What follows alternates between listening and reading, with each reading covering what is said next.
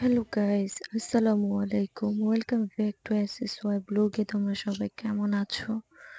আশা করি আলহামদুলিল্লাহ সবাই অনেক অনেক ভালো আছো। আমিও তোমাদের দোয়ায় আগে থেকে কিছুটা ভালো আছি, পুরোপুরি ভালো হইনি। আজকে মনটা শরীরটা ভীষণই খারাপ। গাইস, তোমরা কিন্তু বুঝতে পারতেছো আমি অনেক অসুস্থ হয়ে আছি। আবার আমার মনটাও ভীষণভাবে খারাপ হয়ে আছে। তোমরা আমাকে দেখে, আমার চোখ দুটো দেখে কিন্তু বুঝতে পারতেছো। তো গাইজ, আগামী সপ্তাহে প্রথমেই রমজান শুরু হতে যাচ্ছে, সবাই তো জানো। তো সবাই জানো আগামী সপ্তাহে রমজান। আমার মনটা ভীষণ খারাপ, সত্যি কথা বলতে।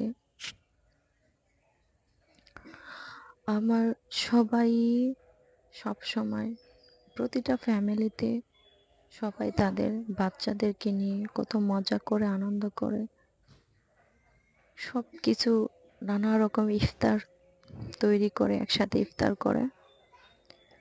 আমার সবসময় একা একা ইফতার করা লাগে, ভীষণ কষ্ট হয়, চোখের পানিগুলো তখন টপ টপ করে পড়তে থাকে। আজকে যদি আমার সন্তানও থাকতো, খুশি হয়ে বলতো, আম্মু আমার জন্য এটা বানাবা, আম্মু আমার জন্য ওটা বানাবা। একসাথে বসে বসে ইফতার করতাম আমরা। কিন্তু সবসময় আমি একা একা বসে বসে ইফতার করি। আমার আশেপাশে কেউই নাই ইফতার করার মতো। এর জন্য মনটা ভীষণভাবে খারাপ হয়ে গেল। ঈদ আসতেছে, রোজার পরে ঈদ, কত একটা আনন্দের সময়। আমার বিয়ের পর থেকে আমি কখনো সন্তানকে কিছু কিনে দেওয়ার আনন্দটা পাই নাই। সন্তানের জন্য কিছু করার আনন্দটাও আমি পাই নাই। বাচ্চারা কোন খাবারটা পছন্দ করে মায়েদের কাছে আবদার করে বলে, আমি পাই নাই।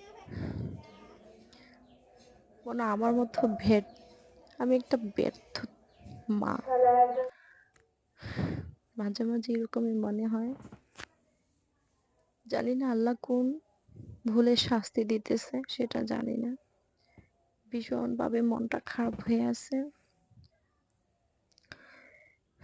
তো সবাই মন থেকে, অন্তর থেকে দোয়া করবা এবছরে না, আগামী বছর যেন আমার সন্তানকে নিয়ে আমি ইফতার করতে পারি রোজাতে, খুশি হইতে পারি। তোমাদের যদি আল্লাহ আমাকে হায়াতে বাঁচায় রাখে, আগামী রোজায় যেন খুশি হয়ে বলতে পারি যে দেখো, গত রমজানে তো আমি চোখের পানি ফেলছি সন্তানের জন্য, এই রমজানে আমি খুশি হয়ে তোমাদের সাথে বলতেছি যে দেখো, আমি আমার সন্তানকে নিয়ে ইফতার করতেছি। আমি অভাগীর আশাটা যেন আল্লাহ পাক রব্বুল আলামিন পূরণ করে দেয়। আমার হাজবেন্ড খুবই ভালো মানুষ, খুবই নরম মনের একটা মানুষ। সে পিঁপড়া থেকে মানুষ পর্যন্ত প্রত্যেকটা জিনিসকে খুবই মহাব্বত করে, খুবই ভালোবাসে। তার মতো মানুষ একটাও আমি দেখি না পৃথিবীতে। সে এতটা ভালো মানুষ, এতটা মহাব্বতের মানুষ। আমিও চেষ্টা করি গাইস, প্রত্যেকটা মানুষের সাথে মহাব্বত দিয়া চলতে, কারো মনে কষ্ট না দিয়া চলতে, যেন সবাই ভালো থাকে, সবাই হ্যাপি থাকে। মনটা ভীষণ খারাপ হয়ে আছে, একা একা বসে আছি। আজকে আমার শাশুড়িটাও বাড়িতে নাই, আমার হাজবেন্ডও বাড়িতে নাই, তারা নামাজদের বাড়িতে গেছে। এর জন্য মনটা আরো ভীষণ ভাবে খারাপ লাগতেছে, একা একা ফিল হইতেছে সবকিছু। রোজার মধ্যে তো আমার ঠিক এরকমই লাগবে বলো।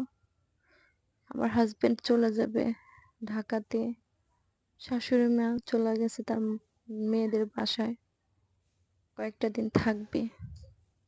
আমি তো পড়ে থাকবো একা একা। আমার জীবনটা আল্লাহ কেন একা করে দিল,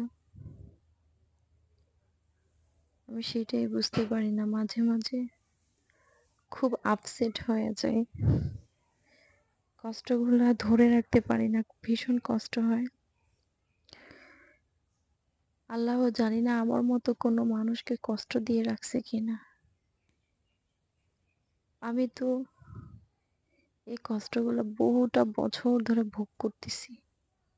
সন্তান ছাড়া সন্তানের যে কষ্টটা অনেকভাবে ফিল করতেছি ১৫টা বছর ধরে।